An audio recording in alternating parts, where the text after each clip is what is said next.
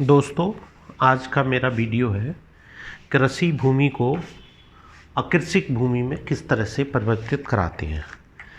तो कृषि भूमि को अकृषिक घोषित कराने के लिए जो प्रार्थना पत्र है या जो कॉम्पिटेंट कोर्ट है, वो कोर्ट उप जिलाधिकारी की कोर्ट या संबंधित उपखंड अधिकारी, जिसको एसडीओ कहते हैं, जो आपकी तहसील में होती है, तहसील हेडक्वार्टर पर, तो वहाँ पर आपको एप्लीकेशन देनी होती है। और जब भी आप कृषि भूमि का कृषि से अलग, कृषि से इतर यूज़ करते हैं, तो आपको उसका लैंड यूज़ या भू उपयोग चेंज करवा लेना ज़रूरी है। तो उस केस में आप अगर अपनी कृषि भूमि को रियायत या आबादी के रूप में प्रयोजन में लाना चाहते हैं, कोई उस पर इंडस्ट्री लगाना चाहते हैं, या फिर आप कोई कॉमर्शियल एक्टिविटी करना चाहते हैं, या मान लीजिए आपकी ज़मीन एक शहर के पास है, शहर डेवलप हो रहा है, तो आप अपनी ज़मीन को कॉलोनी के रूप में बेचना चाहते हैं, उसमें प्लॉट बना करके उसको बेचना चाहते हैं, उस केस में आपको संबंधित एसडीओ के यहाँ, उप जिलाधिकारी के यहाँ धारा 80 जो राजस्व कोड 2006 है, उसकी धारा 80 में एक एप्लीकेशन देनी पड़ती है। ये पहले जो एक्ट था यूपीजेडए एंड एलआर एक्ट, उसकी धारा 143 थी। तो उस धारा 143 की जगह अब चूँकि रेवेन्यू कोड प्रचलन में है, तो धारा 80 में आपको एप्लीकेशन देनी पड़ेगी। ये एप्लीकेशन आप ऑनलाइन ऑफलाइन दोनों मोड पे दे सकते हैं। दोनों में जो इन्फॉर्मेशन आपको देनी है वो एक प्रपत्र है 25 RC 25, उस पर भर के आपको देना है। तो उसमें जैसे ही आप bor.up.nic.in किसी ब्राउज़र से खोलेंगे तो एक पेज खुलेगा, उस पर भूलेख, खतौनी, खसरा, नक्शा, प्रबंधन प्रणाली, स्वामित्व, विरासत, वसूली प्रमाण पत्र, गैर कृषित भूमि, आय जात निवास प्रमाण पत्र, इनके से संबंधित लिंक मिलेंगे। आपको गैर कृषित भूमि धारा 80, इस लिंक पर जाना है। जैसे ही आप इस लिंक पर जाएंगे, एक प्रपत्र खुलेगा, इस प्रपत्र के ऊपर लिखा होगा RC 25। तो ये RC 25 आपको भर के देना पड़ेगा। RC 25 में आपको अपने खातेदारों के भी जो अन्य सह खातेदार हैं उनकी डिटेल भी देनी है, जिस गाटा संख्या को आप करवा रहे हैं उसकी डिटेल देनी है, पूरी गाटा संख्या करवा रहे हैं या उसका कोई अंश करवा रहे हैं तो वो भी आपको अपनी डिटेल वहाँ पर देनी है। तो इस तरह से ऑनलाइन या ऑफलाइन जो भी आप मोड चाहें उसमें डाल सकते हैं। ये जो कार्रवाई है, यानी भू उपयोग परिवर्तन की कार्रवाई है, ये स्वमेव भी हो सकती है। यानी अगर उप जिलाधिकारी को लगता है कि उसकी तहसील के किसी खास एरिया में बहुत ज़्यादा लैंड यूज़ परिवर्तन हो चुका है, तो वो अपने स्तर से सुमोटो जांच करा करके कार्रवाई कर सकता है। उस केस में, हर एक केस में आपको एक फ़ीस देनी पड़ती है। जो जिस ज़मीन का आप चेंज करवा रहे हैं भू उपयोग, उस ज़मीन की मालियत निकाली जाएगी और वो मालियत जिलाधिकारी द्वारा निर्धारित दर है, उस दर के आधार पर निकाली जाएगी। और उस मालियत का 1%, यानी जो प्रचलित सर्किल रेट है उसका 1% जो धनराशि बनती है, वो धनराशि आपसे फीस के रूप में ली जाती है। और एप्लीकेशन जो आपकी RC 25 है, जो प्रार्थना पत्र आप दे रहे हैं, उस प्रार्थना पत्र को देते समय ही आपको ये फीस देनी पड़ेगी। अब जैसे ही आपकी एप्लीकेशन आती है, एप्लीकेशन आने के बाद में कानून गो या उससे ऊपर के अधिकारी से उप जिलाधिकारी उसकी जांच करवाते हैं। और जांच करवाने के बाद में अगर वो पाते हैं कि आपकी जो लैंड है वो वाकई में अकृषिक आप यूज़ कर रहे हो उसको, तो उसको घोषित कर देते हैं। लेकिन अगर मान लीजिए आपने खाली बाउंड्री बना रखी है और फिर भी उसमें आप फसल ले रहे हैं, तो ये काफ़ी नहीं है कि आपका लैंड यूज चेंज कर दिया जाए। अगर आपके जो सह खातेदार हैं, यानी एक खाता है और जो गाटा संख्या है, उस गाटा संख्या में और लोगों का भी हिस्सा है और वो मौके पर आपने अलग अलग नहीं करवा रखा है, और वो जो गाटे के दूसरे अंशधारक हैं वो इसका अपोज करते हैं, तो भी ये काम नहीं हो पाएगा।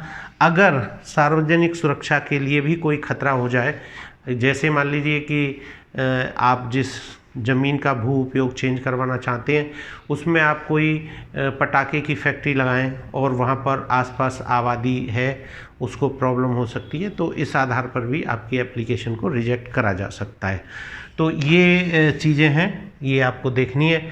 उद्घोषणा पूरे गाटा संख्या की भी हो सकती है और उसके एक अंश की भी हो सकती है।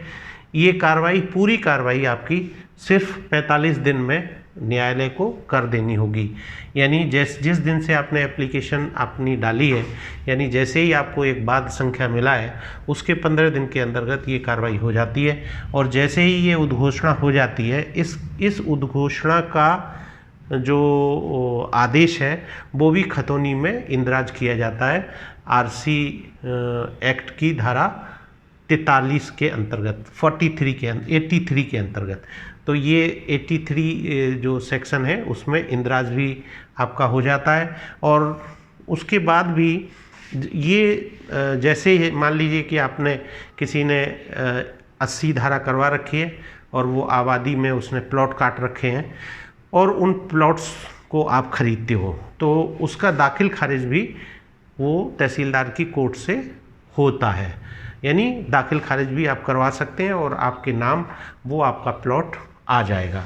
पहले जो धारा 143 के अंतर्गत ये वाली व्यवस्था नहीं थी, उसमें जैसे ही आप ज़मीन आबादी में आती थी दाखिल खारिज नहीं होता था।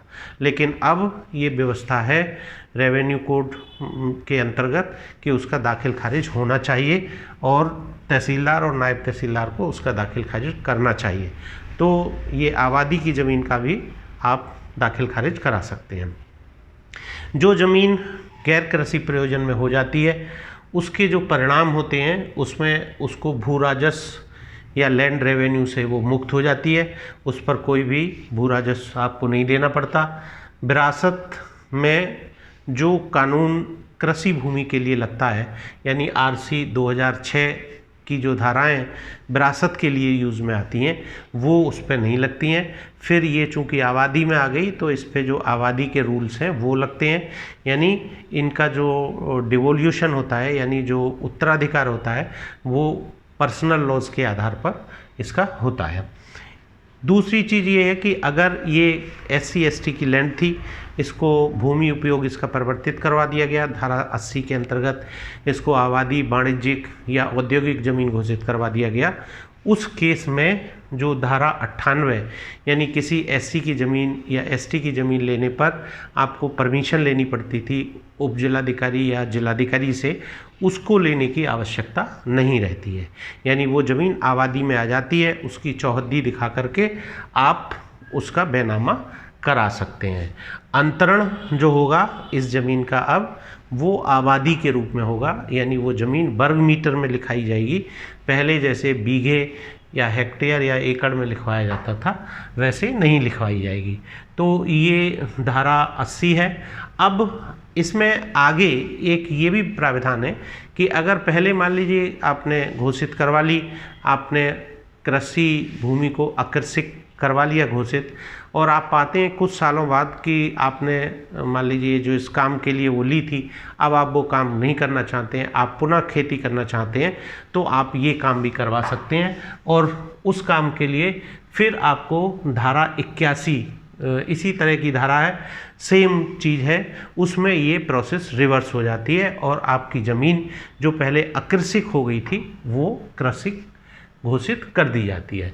तो इसमें इस तरह से ये धारा 80 और 81 कृषित भूमि को आकर्षित घोषित कराना और फिर आकर्षित भूमि को कृषित घोषित कराना, और इसके साथ साथ जो रूल्स इसमें हैं 85 से लेकर के 88 तक उत्तर प्रदेश रेवेन्यू कोड 2006 के, उनके प्रावधानों के अंतर्गत ये कार्रवाई होती है। तो मैं समझता हूँ कि ये जिन लोगों को ये करानी है, ख़ास तौर से कॉलोनाइज़र या इंडस्ट्रियलिस्ट या कोई कॉमर्शियल एक्टिविटी करने वाले लोग, उनके लिए ये धारा बहुत ही इम्पोर्टेंट होती है और उप जिलाधिकारी के न्यायालय में काफ़ी इस तरह के केस आते हैं। तो मैं समझता हूँ कि जिनको कराना है, ख़ास तौर से अधिवक्ता लोगों के लिए, तो मैं कहूँगा कि वो ऑनलाइन ही ज़रूर करें, बाकी लोग भी ऑनलाइन ज़रूर करें, क्योंकि ऑनलाइन करने से आपकी जो भी आपका केस है, आपको जैसे ही उसका एक बाद संख्या या केस नंबर मिल जाता है, फिर आपको उसकी ट्रैकिंग बहुत आसानी से कर सकते हैं। विभिन्न स्थितियां आपको पता चल जाती हैं। सिमिलरली उसमें प्रावधान ये भी है कि अलर्ट आने का भी है, और ये बहुत ही अच्छा ऑनलाइन करने से आपको सहूलियत होगी।